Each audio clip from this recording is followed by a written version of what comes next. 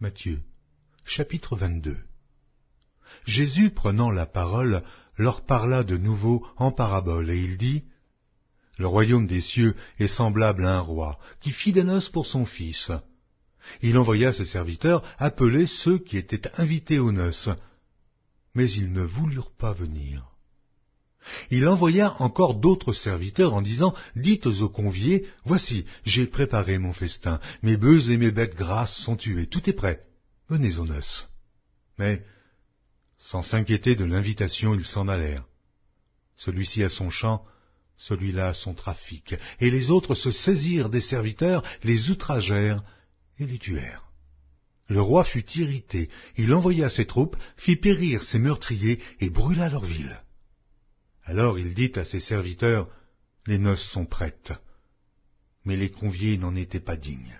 « Allez donc dans les carrefours et appelez aux noces tous ceux que vous trouverez. » Ses serviteurs allèrent dans les chemins, rassemblèrent tous ceux qu'ils trouvèrent, méchants et bons, et la salle des noces fut pleine de convives. Le roi entra pour voir ceux qui étaient à table, et il aperçut là un homme qui n'avait pas revêtu un habit de noces. Il lui dit, « Mon ami, comment es-tu entré ici sans avoir d'habit de noces ?» Cet homme eut la bouche fermée. Alors le roi dit aux serviteurs, « Liez-lui les pieds et les mains, et jetez-le dans les ténèbres du dehors, où il y aura des pleurs et des grincements de dents, car il y a beaucoup d'appelés, mais peu d'élus. » Alors les pharisiens allèrent se consulter sur les moyens de surprendre Jésus par ses propres paroles. Ils envoyèrent auprès de lui leurs disciples avec les Hérodiens qui dirent, « Maître, nous savons que tu es vrai, et que tu enseignes la voie de Dieu selon la vérité, sans t'inquiéter de personne, car tu ne regardes pas à l'apparence des hommes. Dis-nous donc ce qu'il t'en semble. Est-il permis ou non de payer le tribut à César ?» Jésus, connaissant leur méchanceté, répondit, « Pourquoi me tentez-vous, hypocrite? Montrez-moi la monnaie avec laquelle on paie le tribut. » Et ils lui présentèrent un denier. Il leur demanda, « De qui sont cette effigie et cette inscription ?» « De César, lui répondirent-ils. Alors il leur dit, « Rendez donc à César ce qui est à César, et à Dieu ce qui est à Dieu. » Étonnés de ce qu'ils entendaient, ils le quittèrent et s'en allèrent. Le même jour, les Sadducéens, qui disent qu'il n'y a point de résurrection, vinrent auprès de Jésus et lui firent cette question. « Maître, Moïse a dit, si quelqu'un meurt sans enfant, son frère épousera sa veuve et suscitera une postérité à son frère. Or il y avait parmi nous 7 frères. Le premier se maria et mourut, et, comme il n'avait pas d'enfant, il laissa sa femme à son frère. Il en fut de même du second, puis du troisième, jusqu'au 7e. Après eux tous, la femme mourut aussi.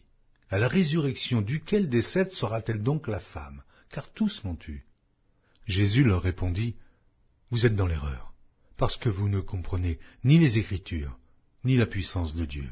Car, à la résurrection, les hommes ne prendront point de femmes, ni les femmes de mari, mais ils seront comme les anges de Dieu dans le ciel. Pour ce qui est de la résurrection des morts, n'avez-vous pas lu ce que Dieu vous a dit? Je suis le Dieu d'Abraham, le Dieu d'Isaac et le Dieu de Jacob. Dieu n'est pas Dieu des morts, mais des vivants. » La foule qui écoutait fut frappée de l'enseignement de Jésus. Les pharisiens, ayant appris qu'il avait réduit au silence les Sadducéens, se rassemblèrent, et l'un d'eux, docteur de la loi, lui fit cette question pour l'éprouver. « Maître, quel est le plus grand commandement de la loi ?» Jésus lui répondit, « Tu aimeras le Seigneur ton Dieu de tout ton cœur, de toute ton âme et de toute ta pensée. C'est le premier et le plus grand commandement. Et voici le second, qui lui est semblable. Tu aimeras ton prochain comme toi-même. De ces 2 commandements dépendent toute la loi et les prophètes. » Comme les pharisiens étaient assemblés, Jésus les interrogea en disant, « Que pensez-vous du Christ? De qui est-il le fils ?» Ils lui répondirent, « De David. » Et Jésus leur dit, « Comment donc David, animé par l'Esprit, l'appelle-t-il Seigneur lorsqu'il dit « Le Seigneur a dit à mon Seigneur, assieds-toi à ma droite, jusqu'à ce que je fasse de tes ennemis ton marchepied. » Si donc David l'appelle Seigneur, comment est-il son fils?